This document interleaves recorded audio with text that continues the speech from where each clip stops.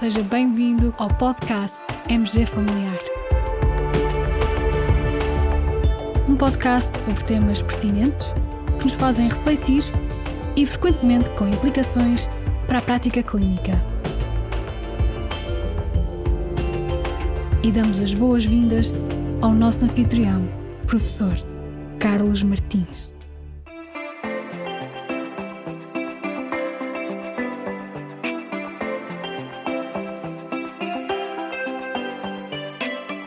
A senhora Almerinda tem 72 anos e tem vindo a sofrer de infecções do trato urinário recorrentes. A médica de família prescreveu-lhe nitrofurantoína de forma contínua e a doente não voltou a ter infecções urinárias. Numa situação destas, caros colegas, deve ser avaliada a existência de sintomas respiratórios e a função hepática de 6 em 6 meses enquanto a doente mantiver este tratamento prolongado? Ou será que se deve avaliar apenas a função hepática de 6 em 6 meses? Ou nem uma coisa nem outra é necessária?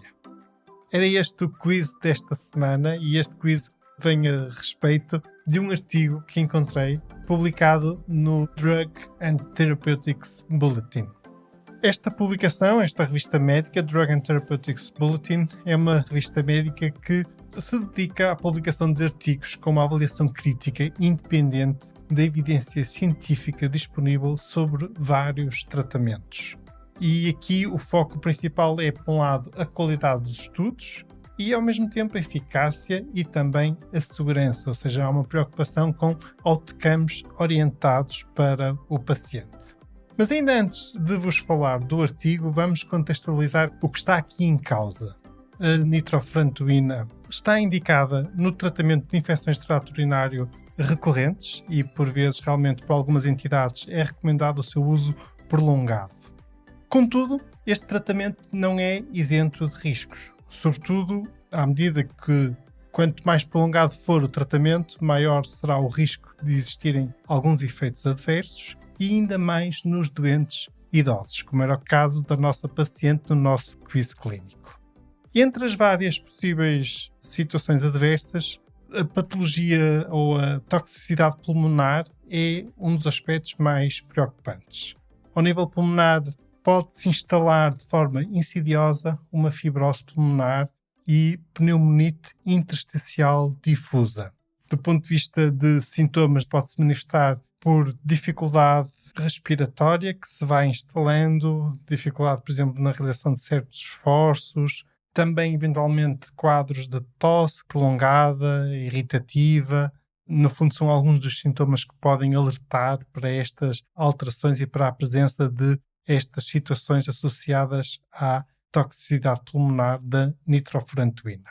Por outro lado, uma outra grande preocupação relaciona-se com a toxicidade hepática e pode realmente surgir uma situação de hepatite também, digamos, com o uso prolongado deste fármaco. O NICE, do Serviço Nacional de Saúde Britânico, recomenda reavaliar a necessidade de profilaxia antibiótica nos doentes que estão a fazer nitrofurantoína a cada 6 meses, assim como a monitorização semestral a cada 6 meses dos sintomas respiratórios e da função hepática. Mas vamos então ao artigo publicado no Drugs and Therapeutics Bulletin. Trata-se de um estudo que avaliou o conhecimento dos médicos sobre as complicações a longo prazo da nitrofurantoína e a abordagem destes colegas para monitorizar os respectivos efeitos adversos. Participaram neste estudo 242 médicos de família e 41 urologistas. Então, dos respondedores, uma elevada percentagem, 42% dos colegas, desconhecia a potencial hepatotoxicidade da nitrofurantoína. E 28% dos colegas ignorava a potencial toxicidade pulmonar.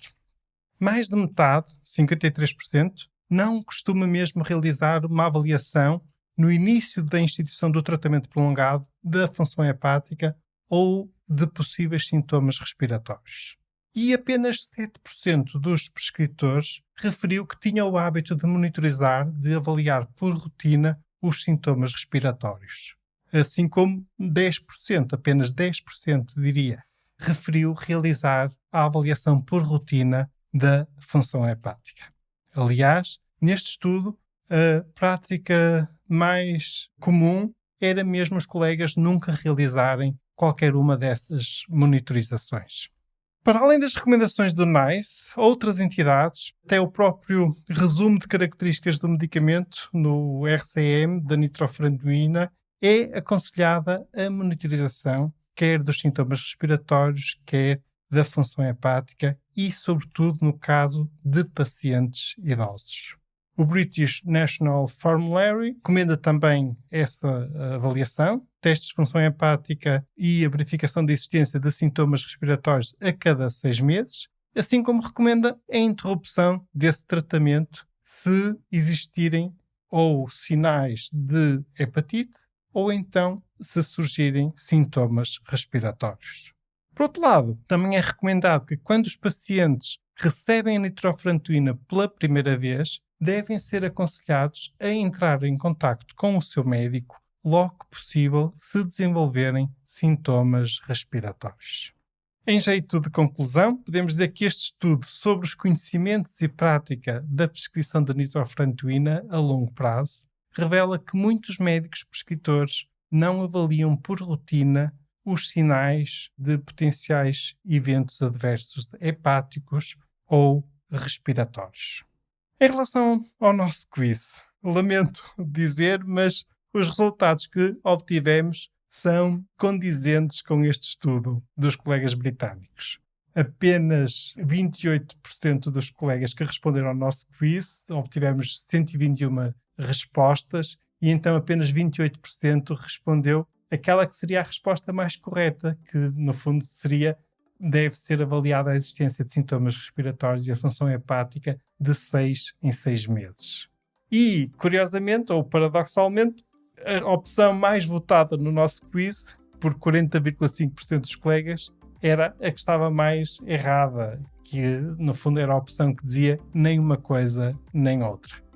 Caros colegas, penso que este episódio é útil para refletirmos nesta situação e na prática clínica para alertar para estes efeitos adversos. Juntamente com este episódio, partilhamos o link de acesso ao artigo do DTB e também um link de acesso às recomendações do NICE.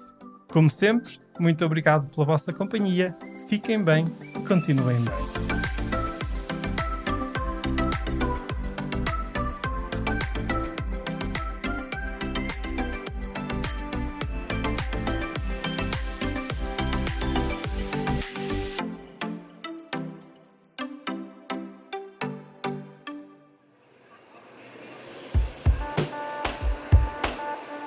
E terminamos assim esta edição do podcast MG Familiar. Muito obrigada por nos ouvir. Se desejar completar a sua leitura, muitos dos conteúdos abordados neste podcast estão disponíveis em www.mgfamiliar.net.